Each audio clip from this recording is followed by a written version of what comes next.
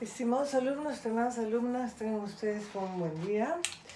Hoy día, según lo habíamos previsto, vamos a hacer una clase introductoria a la obra de un filósofo del siglo XX sumamente importante, sumamente polifacético.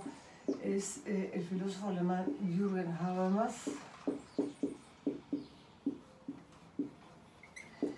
que nace en 1929 y está hoy día vivo. El año pasado le hicieron un gran homenaje por sus 90 años, creo que les comenté, y ha publicado un par de nuevos volúmenes que todavía no he podido ver, con lo cual sigue en plena productividad. Jürgen Habermas, les decía, es uno de los intelectuales uno de los más emblemáticos del siglo XX. Se inscribe dentro de la tradición de la teoría crítica de la Escuela de Frankfurt, de la que hablábamos al final de nuestra clase anterior. Es un instituto para la investigación en ciencias sociales que se pretende heredera de un marxismo no ortodoxo, como decíamos, y propone realizar y llevar a cabo una teoría crítica de la sociedad por oposición a una teoría tradicional, en el sentido de una teoría que busca identidades, que busca justificaciones y legitimaciones. Precisamente, veamos los rasgos de la teoría crítica, es esta búsqueda de principios normativos desde los cuales criticar la totalidad social, ¿de acuerdo? Esa totalidad social que viene marcada por el desarrollo del capitalismo, y en el caso de la primera generación de la Escuela de Frankfurt, también por la Segunda Guerra Mundial, ¿no? La primera gran parte de ellos, como les comentaba en la presentación anterior, eran judíos y viven el Holocausto directamente, es decir, tienen que salir corriendo a Alemania. Entonces es una generación, esta primera, muy marcada por estas atrocidades, digamos, de su propio país. Ellos eran, como comentaba también, decían ellos, y muchos alemanes de la época decían que eran antes alemanes que judíos. Fue una época de mucha integración. Fue una teoría crítica que quiso marcar muchos rasgos como su multidisciplinaridad o interdisciplinaridad, si quieren, subir más allá de una ortodoxia marxista, en el sentido de que el único espacio de la crítica era el funcionamiento económico de la sociedad. Precisamente el énfasis de la primera generación es abrirse a todos esos espacios no económicos de vida humana, que son la cultura, el arte, la religión, la familia, la psicología. Es decir, son autores de diversas disciplinas, incluso se ocupan de música.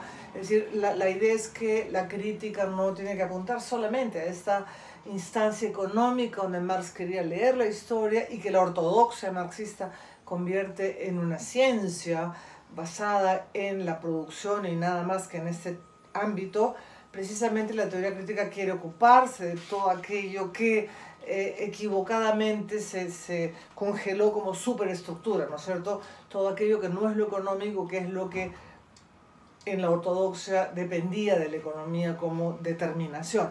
Precisamente este ámbito que el marxismo llama ideología, superestructura, las legitimaciones, el ocultamiento, en ese terreno precisamente se instala la teoría crítica como crítica de las ideologías también, es decir, como formas de pensamiento que están destinados a deformar la realidad, a ocultar las desigualdades y la explotación que caracterizan al régimen capitalista.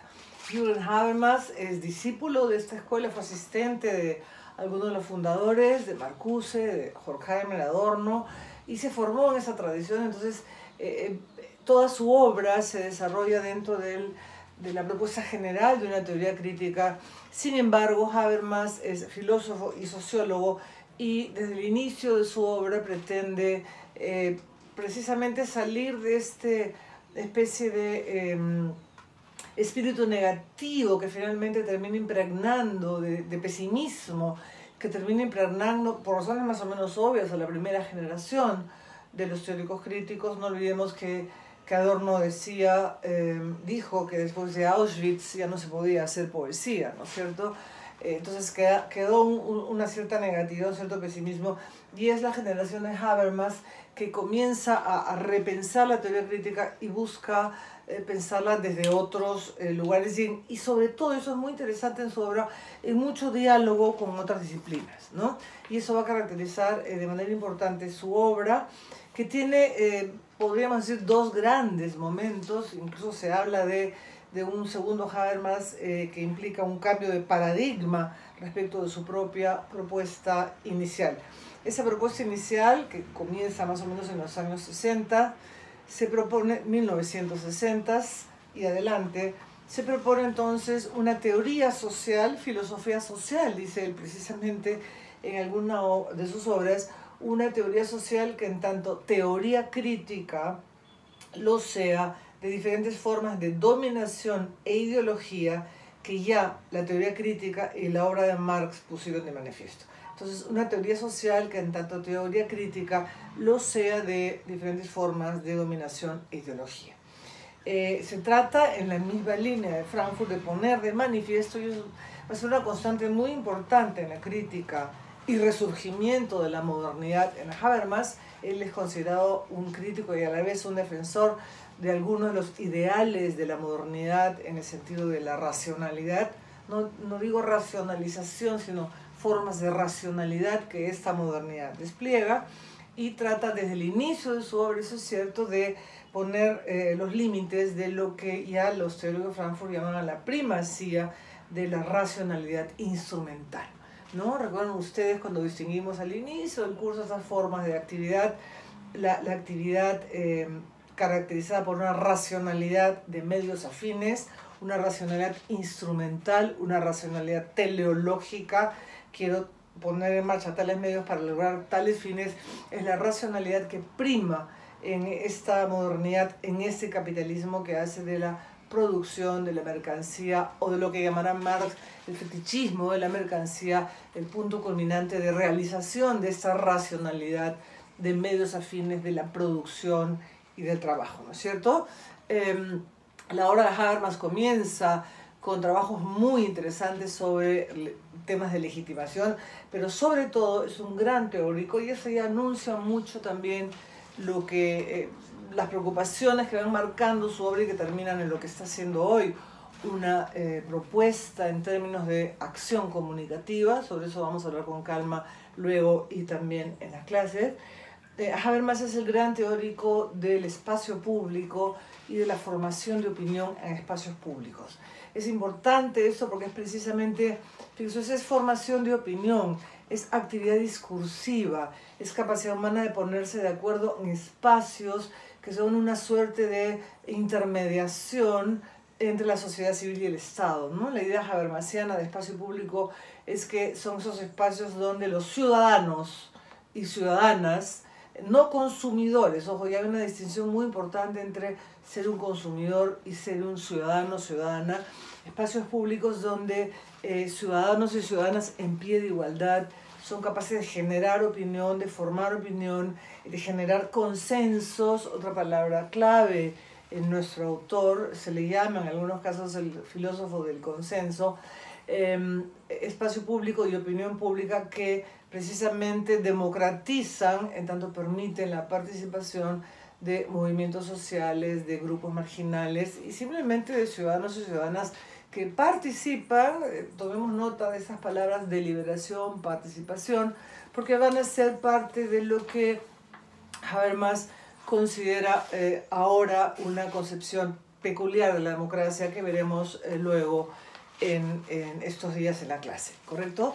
Entonces, el primer intento, la primera etapa de la obra de Habermas, luego de este trabajo muy interesante sobre formación de opinión pública y espacios públicos, que traducido hacia finales de los 80, es un trabajo de los años 60 en Alemania, traducido a finales de los 80, el inglés reavivó toda la polémica sobre opinión pública, espacio público, y que ahora se encuentra de algún modo revitalizado a raíz de la existencia de los medios, de las redes sociales, ¿no? ¿Cómo se forma opinión? ¿Qué es una opinión verdadera? Estamos hablando ahora mucho de fake news, de noticias falsas, de posverdad, en fin, hay todo una temática abierta ahora en cuestiones de cómo se forma la opinión y qué es un espacio público. Las redes son un espacio público donde estamos en pie de igualdad. Muchos hablan de una democratización de la opinión pública justamente porque todos estamos en pie de igualdad, pero es verdad.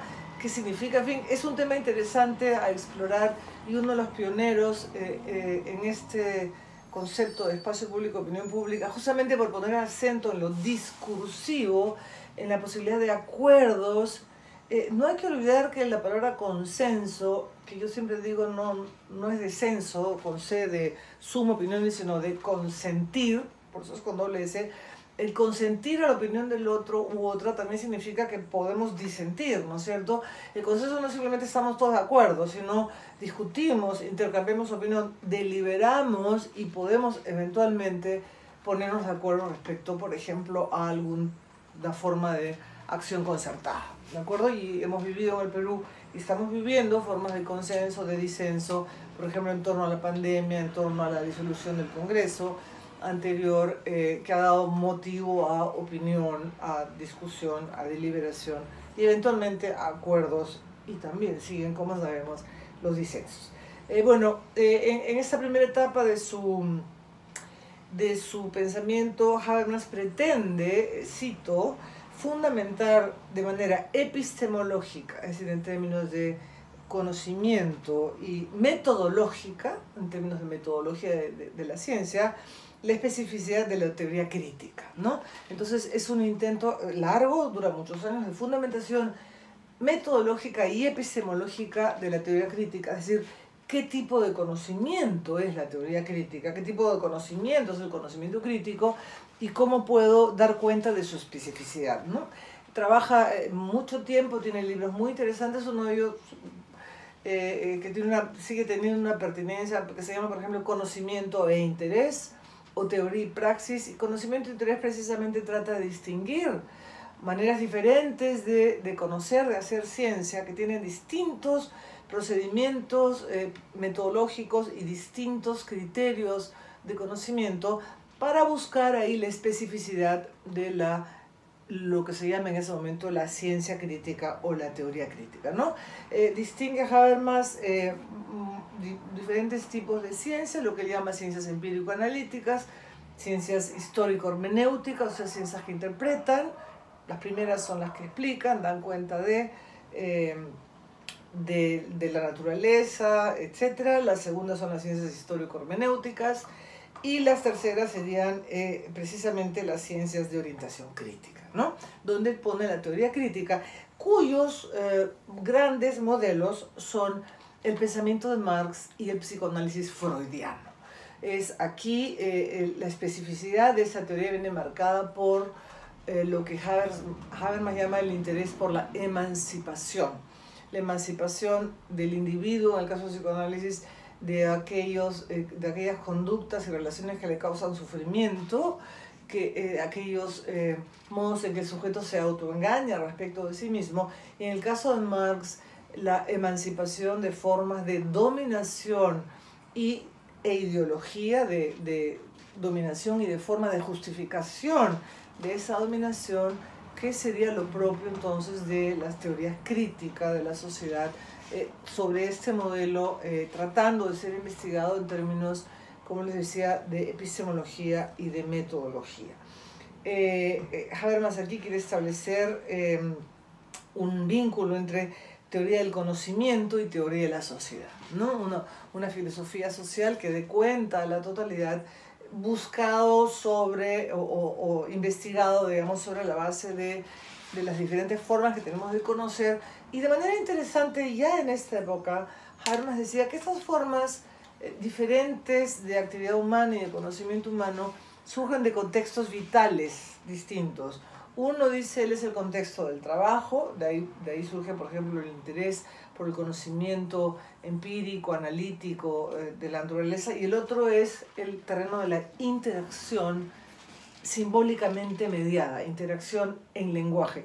Y de ahí surgen tanto las ciencias que buscan interpretar lo real, dar cuenta de lo real vivido, como el interés de las ciencias críticas que buscan cuestionar formas de dominación y de ideología. Entonces es un gran proyecto que Habermas realiza, digamos, entre los 60s y los 70s, con acento especial siempre en una crítica a la razón instrumental, a la dominación, a la legitimación del sistema capitalista, y grandes discusiones, por ejemplo, con el pensamiento positivista. Si algo caracteriza la obra de este filósofo y sociólogo alemán es su permanente diálogo con otras propuestas, ¿no? Discute mucho con el positivismo, discute mucho con la hermenéutica, que le dice de dónde sale tu punto de vista privilegiado,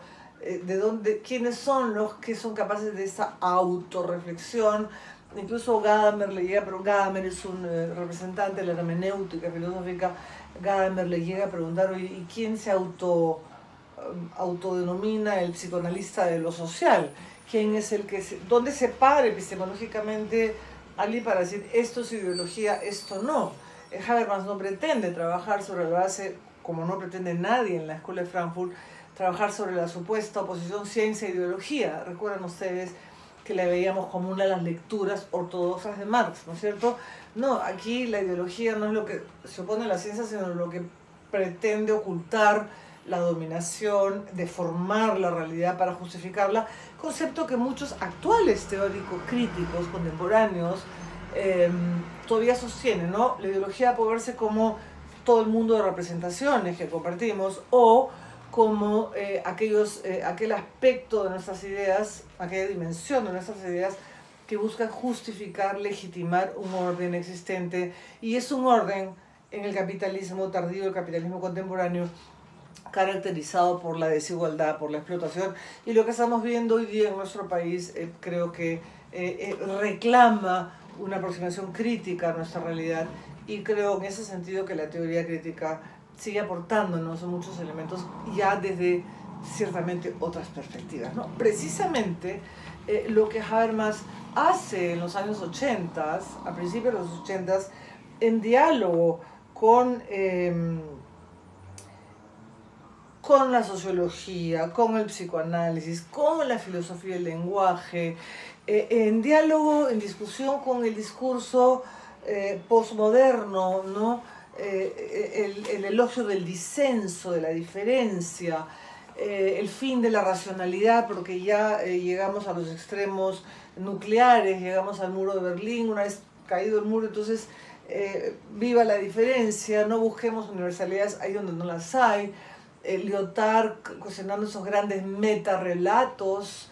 Habermas tiene discusión con Lyotard también, discute mucho, pero también se retroalimenta de esas discusiones, y en los 80s, a inicio de los 80, nos propone él mismo, respecto de su propia obra, un cambio de paradigma, donde dice él, voy a girar en términos, lo estoy escribiendo literalmente, en términos pragmáticos, formales, fíjense cómo volvemos a una discusión sobre si hay contenidos específicos, o mejor miramos las condiciones formales de universalidad de la racionalidad. Pragmático porque es lo que hacemos cuando hablamos, entonces va a buscar las condiciones pragmático-formales de la racionalidad, y ese es todo su desarrollo actual del actuar comunicativo. Esos esbozos anteriores de la interacción mediada del lenguaje, de la deformación que se da en el lenguaje, ahora Habermas lo quiere trabajar desde los 80 hasta hoy como una teoría del actuar comunicativo, así se llama su libro, un libro en 2 volúmenes que publicó en los años 80 y al cual han seguido muchos otros, Teoría de la Acción Comunicativa, que quiere ser precisamente una teoría de la racionalidad, ¿sí? Que justamente explora diferentes formas de racionalidad,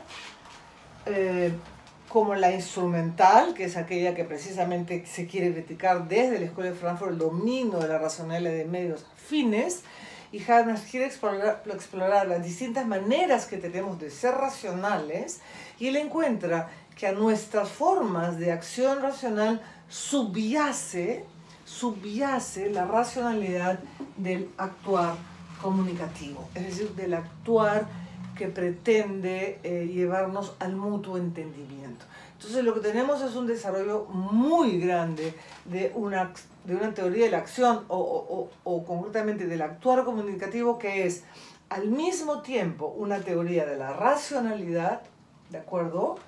Es también una teoría de la modernidad y es también una teoría de la sociedad. Fíjense, no es poco ambicioso el programa, ¿no es cierto? Y como les digo, no es solo un programa, sino que está ahí y sigue escribiendo estos 2 últimos volúmenes a raíz de sus 90 años. No lo conozco todavía, lo lamento, pero acaban de salir. Entonces, a propósito de lo que implica nuestra capacidad extraordinariamente humana de comunicarnos, de entendernos, de ponernos de acuerdo, sobre esa base Habermas pretende entonces construir una teoría de la racionalidad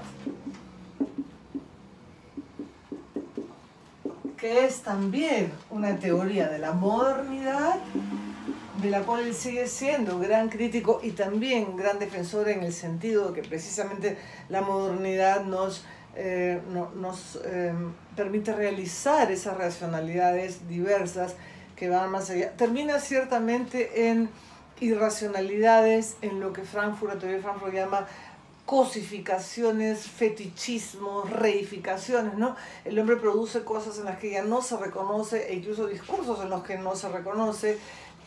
Lo que hace se le vuelve ajeno, extraño, vinculado al concepto de Marx de enajenación. Recuerden ustedes, perderse en aquello que uno mismo es, o dice, o hace, y que trabajan teóricos como Lukács, que inspiran mucho a Frankfurt, a los teóricos de Frankfurt, como reificación, como cosificación, como fetichismo, ¿no es cierto? Entonces, todo eso también es la modernidad, pero precisamente Habermas es un crítico y defensor de la modernidad, porque cree que todavía hay elementos que seguir desarrollando de ella. Entonces tenemos una teoría de la racionalidad, que es también una teoría de la modernidad, y también una teoría de la sociedad o una filosofía social, como bien lo dice él desde sus inicios. Que subyace a esta tremenda construcción es precisamente una teoría del actuar comunicativo, ¿sí? Que es aquello que está implícita en la capacidad humana de comunicarse, es, dice Habermas, lo que subyace a toda forma humana de acción. Entonces vamos a averiguar, dice él, cuáles son esas condiciones formales de la acción comunicativa, cuáles son esas condiciones que se ponen en juego cuando podemos ponernos de acuerdo o no ponernos de acuerdo, pero comunicativamente, es decir, no agarrarnos a puñetes, sino discrepar, disentir o lograr esos consensos que permiten la acción concertada y permiten una convivencia humana pacífica, ¿no? Incluso llega más adelante sobre esta base a desarrollar, como les voy a mostrar luego, una concepción específica de democracia, por ejemplo, y también una propuesta ética. Entonces, este giro hacia lo lingüístico, digamos, hacia el paradigma del lenguaje en términos formales y pragmáticos, que es lo que hacemos cuando hablamos, ¿sí? ¿Qué es lo que se logra? ¿Qué condiciones se ponen en marcha cuando conversamos y nos ponemos de acuerdo respecto de cuál va a ser el horario de la clase o por qué pasamos a una educación a distancia en la Universidad Católica y nos entrenamos todos en 2 semanas y podemos ponernos de acuerdo y pasar a la acción?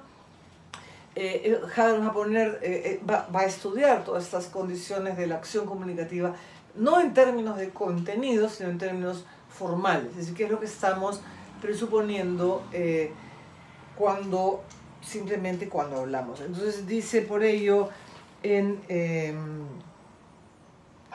la teoría de acción comunicativa, hacia el final de la obra, con la presente investigación, 2 volúmenes de 600 páginas, quiero ofrecer una introducción a una teoría del actuar comunicativo que explique los fundamentos normativos de una teoría crítica de la sociedad. ¿Y por qué se va al lado formal? ¿Por qué se va al lado comunicativo? Porque él piensa que es una manera de evitar estas trampas, de buscar, trampas en el sentido de intentos, no de que alguien sido tramposo, de buscar fundamentos en una cierta manera de ejercer un grupo de sujetos su razón, o a la manera de la escuela de Frankfurt y de Marx, de una filosofía de la historia, ¿no es cierto?, de un telos hacia el cual tiende la historia.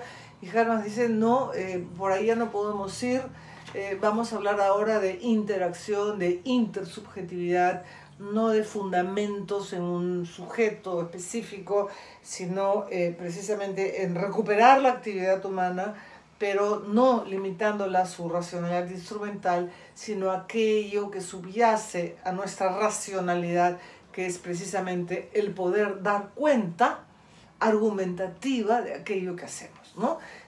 La racionalidad que subyace a toda la estructura comunicativa de nuestras vidas, que subyace a todas las diferentes formas de actuar de los seres humanos, dice Habermas que llamamos racional a ello en virtud de la presuposición que todos tenemos de poder fundamentar argumentativamente nuestras acciones, o sea, poder dar cuenta racionalmente de por qué decimos lo que decimos o hacemos lo que hacemos. Dice que no estamos hablando de ningún contenido, y ciertamente acá hay ecos neocantianos, como será el caso también de su ética, ¿no? ¿Y cuáles son? ¿Cuál es ese camino pragmático formal? O sea, lo que hacemos y las condiciones que subyacen, formales, sin contenido. Él dice que cualquier forma de nuestro hablar, de ponernos de acuerdo, implica dos presupuestos fundamentales de racionalidad. Dos presupuestos fundamentales de racionalidad que son, primero, la criticabilidad, o sea, todo lo que yo digo es susceptible de ser criticado, cuestionado, discutido, y dos, la susceptibilidad de fundamentación. Si yo puedo dar cuenta, fundamentar aquello que estoy diciendo, y al mismo tiempo, al decirlo solo ya a un otro, estoy diciéndole, tú puedes cuestionar, criticar aquello que yo estoy diciendo. Entonces, miren ustedes, qué interesante, es un giro pragmático lingüístico, es un giro al paradigma del lenguaje, que es un giro contemporáneo en la filosofía en el siglo XX, y se inspiran muchos autores en este giro lingüístico en la teoría de los actos de habla, los speech acts, de Austin y de Searle, en Wittgenstein, el gran filósofo del lenguaje, de los juegos del lenguaje, y la idea que muchos de los problemas de la filosofía no se resuelven, sino se disuelven, porque hay muchas trampas lingüísticas. Entonces, este giro hacia el lenguaje busca entender la racionalidad humana en términos de lo dicho, de que cuando decimos algo, o cuando, y vamos a verlo más en detalle, cuando actuamos de determinada manera, tenemos ciertas pretensiones de validez de lo que digo es verdadero, que lo que hago es correcto, que lo que expreso es sincero.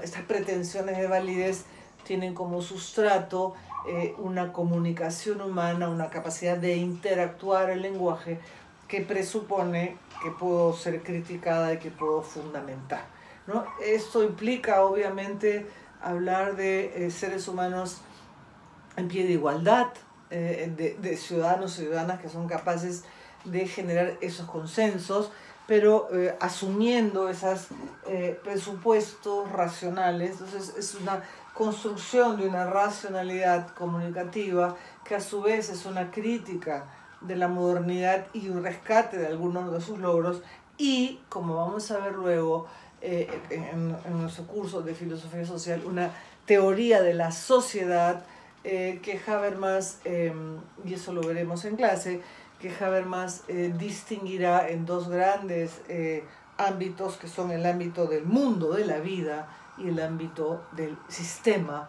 o subsistemas de acción racional respecto a fines. No es que la racionalidad instrumental, tan criticada, la arrincone, no, hay que darle su lugar, obviamente, pero hay que quitarle la primacía, ¿no? Como si todo lo que hacemos es siempre buscar algún fin, poner en marcha medios y mecanismos para lograr algo o manipular algo o alguien, ¿no? Este arrinconamiento, lo instrumental, a su lugar propio.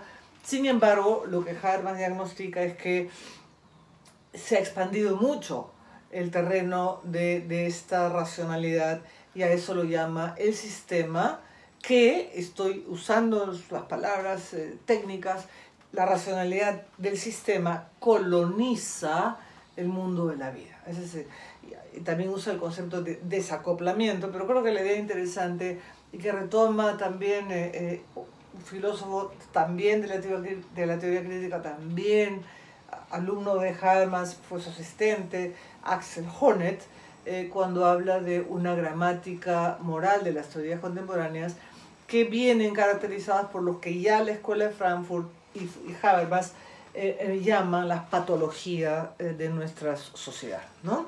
Entonces, sigue siendo un intento crítico de dar cuenta crítica de la realidad como totalidad, ya no desde una mirada epistemológica, metodológica, como su primer trabajo, sino desde una teoría del actuar comunicativo, de aquello que está implícito en nuestro hablar, en nuestro decirnos cosas, y en nuestra siempre abierta capacidad de entendernos y de ponernos de acuerdo.